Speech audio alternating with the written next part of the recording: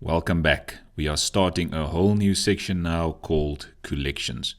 So the first collection in Dart that we're going to have a look at is called a list. Now in some programming languages it's also referred to as arrays, which is basically just a collection of related values. So let's see how we can declare a list or an array then in Dart. So I'm going to look at different card types. So what you need to do in order to declare a list literal will basically be to use these two square brackets or maybe block brackets or whatever you want to call them. Okay, and inside of it I can now use different types. So I could use 10, 12, 13 if I wanted to use integers. I can use doubles in it. But in this case, card types will basically be strings. So I'm going to have Honda, and then I separate the values by using a comma. And I'm going to have BMW, and I will have, let's say, Mercedes.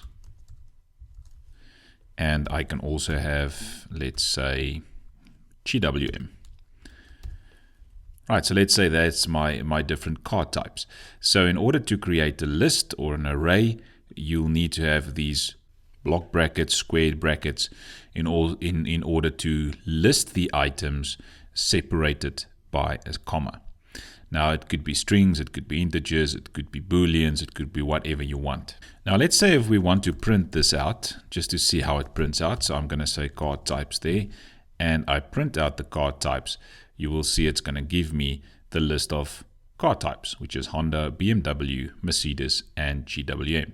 Now let's say we want to get a specific value out of it, and not just print every single one of them, but print out a specific one. And let's say we want to print out Mercedes here. So how a list works is the same as arrays in most programming languages. It starts at position or index number 0. So index number 0 will be Honda. Index number 1 will be BMW, index number 2 will be Mercedes, and so it carries on index by index. So exactly the same here, we're going to say card types, and we're going to indicate the index value where we want to have that value. So let's say we want to have Mercedes, which is at index 0, 1, 2, or 0, 1, 2. So it should be at position number 2 in the array. And if we print out, you will see it prints out Mercedes. So it starts at 0, 1, 2, 3. So if we use position number 3, we will see GWM. Now let's try and print out something that doesn't exist, position number 4. And position number 4 does not exist, and it will give you an index out of bounds or an index out of range exception or an error to tell you that you are basically trying to access something that does not exist. So just remember about that. Now another thing that we can do is to actually change the value there. So I can go to card types, refer to a specific index value. Let's say, let's try and change GWM, so 0, 1, 2, 3. Let's go to position 3, and we assign it a new value. Let's say Jeep. Now if I run it, let's print it out first. Let's print out card types, the whole list, and see how it prints out. So we should be replacing GWM now with Jeep.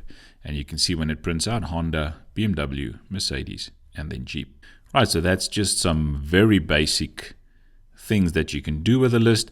And a very important thing is you'll need to be able to iterate through a list and maybe print out all the values or sum all the values or whatever you want to do. So our normal for loop will look something like this. Integer I equals 0.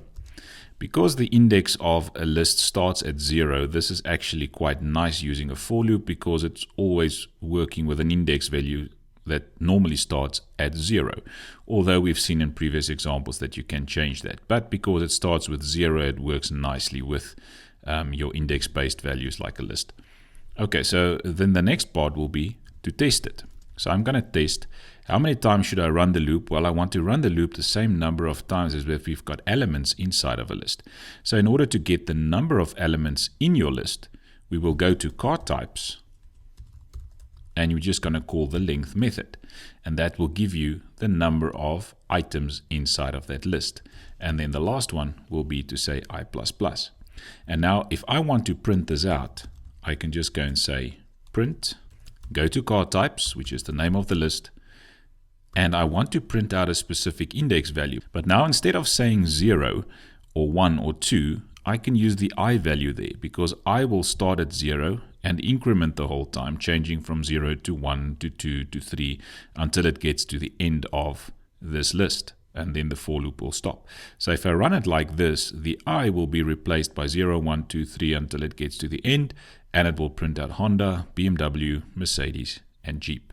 Remember that we replaced the GWM with Jeep there, so you will not see GWM there. Now a better way to do this is to use the for in loop. So this loop looks something like this. You're going to say var, I'm going to call it type, or let's call it car type, in car types. So this is a much shorter loop than the one that we have at the top there. And basically what happens here, it's going to look at car types, and it's going to go to Honda, and the first time it runs, it's going to assign car type Honda. And then the second time the loop runs, car type will be BMW. The next time it runs, it's going to be Mercedes. The next time it runs, it's going to be GWM. So effectively, your value for this for loop will be inside of this value that you declared as a variable. So I can basically just go and say print this car type. And if I run this now, you'll see the exact same printout that we had previously. Honda, BMW, Mercedes, and Jeep. Right, so this for loop here will work exactly the same as this one will. But in most cases, when we need to iterate through a list, then this for in loop is a much quicker and easier route to go. So let's look at a few methods that we can use with lists. So I'm going to use this with a lot of print statements. And the first one, I'm going to go to car types. And we've already done this one, but this one will give you the length. So you remember the for loop we just deleted. We use the length in there to find out how many items are in the list, and that's the number of times we actually executed the loop. So if we run this, we should get 1, 2, 3, 4. Even though Jeep replaced GWM, we will still get 4 values. I'm just going to copy this one quickly. Now let's look at another method. You can also use isEmpty. Now the isEmpty method will tell you whether this list is empty or not. And obviously it's false because it's containing 4 different values. But I can also use an empty literal as a list without anything in it. So that one should be empty. And if I run it, it's going to tell me true because that list is empty. So let me just go back. Right, so that's the isEmpty method. Then also there's a isNotEmpty method that you can also use. And that one, if it's not empty like it is currently, so it's going to return true, it will tell you whether a list is empty or not. If it's empty, this one is empty, and that one checking for is not empty. You can also get the first and the last element by calling first. If you run it, you will get Honda. If you use the last method there and you run it, you'll get not GWM but Jeep, the one that we replaced. Now the next set of methods that we're going to have a look at is list methods to modify the content of a list. So let's see how we can modify the content of this list. So we already see that how we can replace something. So I'm going to use car types again, and I'm going to add one to it. So this is how I can add something without actually replacing it like we did it here. So I'm going to add, let's say, Ferrari to the list. And let's print out the list again. So I'm going to print out car types again. Run it. And you can see we've got now Honda, BMW, Mercedes, Jeep, because we replaced GWM with Jeep. And then there's Ferrari. So can you see when we're using add, it adds that new value to the end of your list. Now, instead of just saying add, I'm just going to copy these 2 lines. We can also use insert.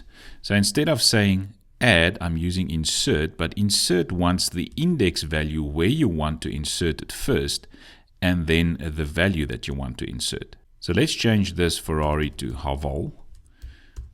And we run this. So it means that in position 0 in this list, where Honda is currently at, I want to insert Haval. So what it's going to do is it's going to shift up all the rest, not replace Honda. Honda will be in position 1. So the Haval value will be in position 0 where Honda is currently, and it will shift on the rest.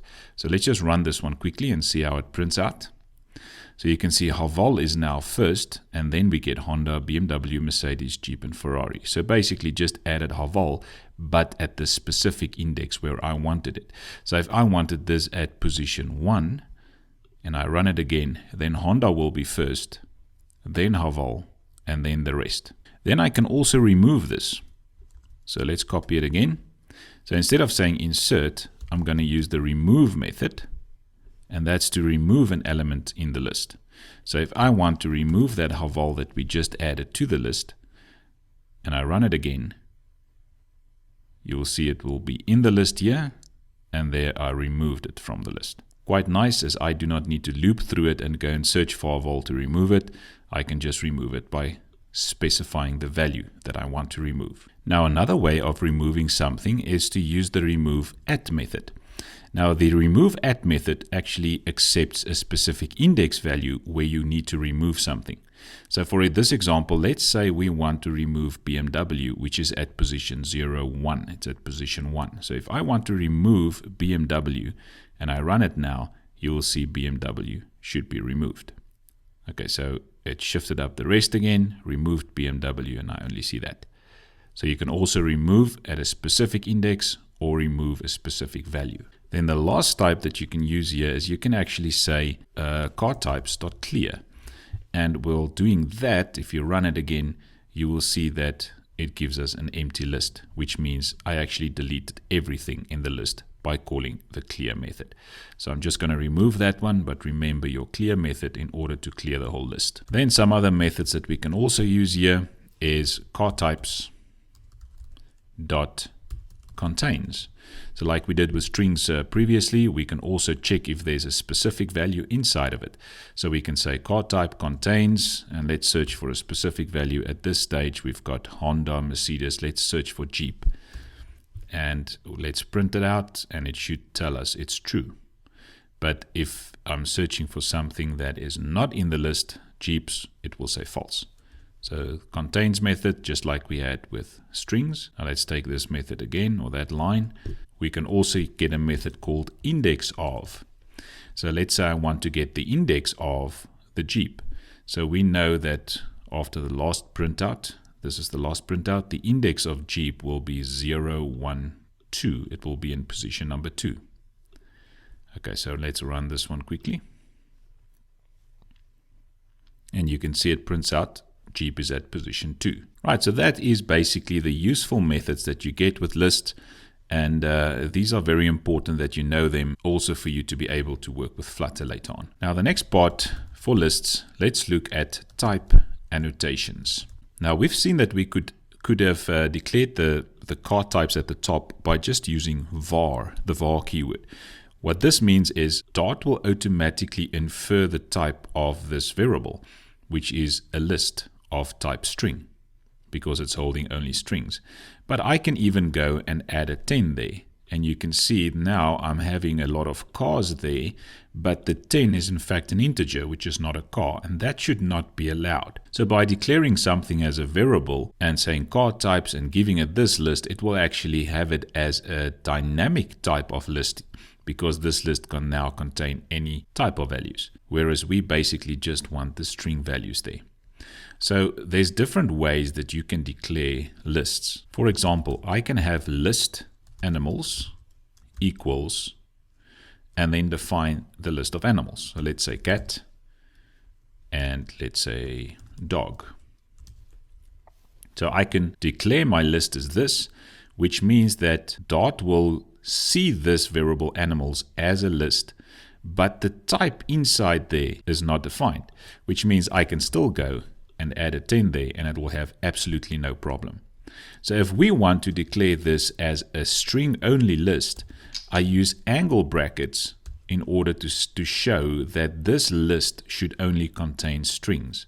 So now if I go and I try to add a 10 there, it's going to give me an error. So that's the string annotation for this specific declaration or this variable. So let's remove that 10 again.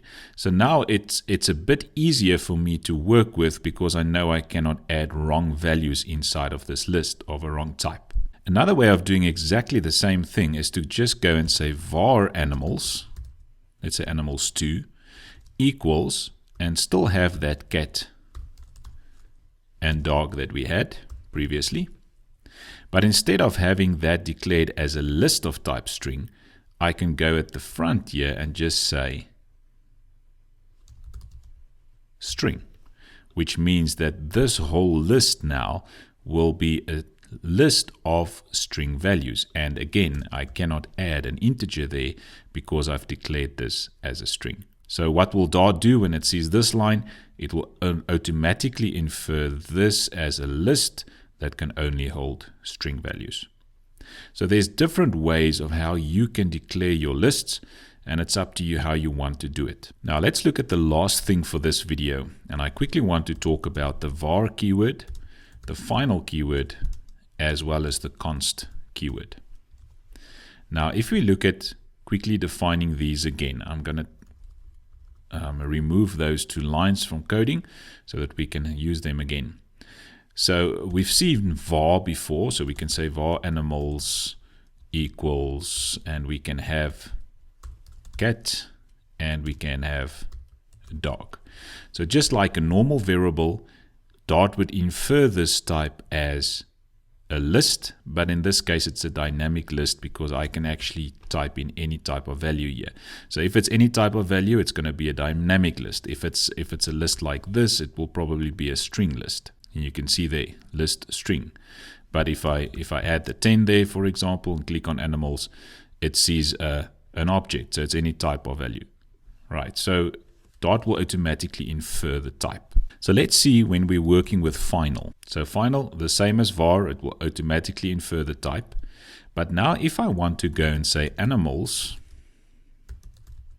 equals, and I want to assign it another list or something else, you will see because final says that this is the final version of it, or it's read only, I cannot go and change it. So just like normal variables and normal data types, the same for lists. We cannot assign another value. And even for const also, you will see that you cannot assign it another value. So let's go back to final. Now the weird thing here is that we can actually do the following. We can go and say animals at position 0 should be changed to a lion. And let's print out animals. Now you can see it doesn't give me a problem at all. So if I run this, let's print out animals, I get lion and dog, even though animals was declared as a final. So which means that whatever this variable is referring to is final, but I can still go and change the individual values inside of it. So just something to note. But if I make this a constant, you will see it doesn't give me a problem at all. But if I run it, it's going to give me an exception. Unsupported operation, indexed set error, unsupported indexed set. So const doesn't like it for you to go and actually change the values inside of your list, whereas final has got no problem with it. So just a note to go and have a look at final and const and what you can do with the assignment. So both of them will not allow this line because you're assigning something that's read-only or final. But the values inside can be defined by both var and final, but not with const. I hope you've learned something from this video. See you in the next one.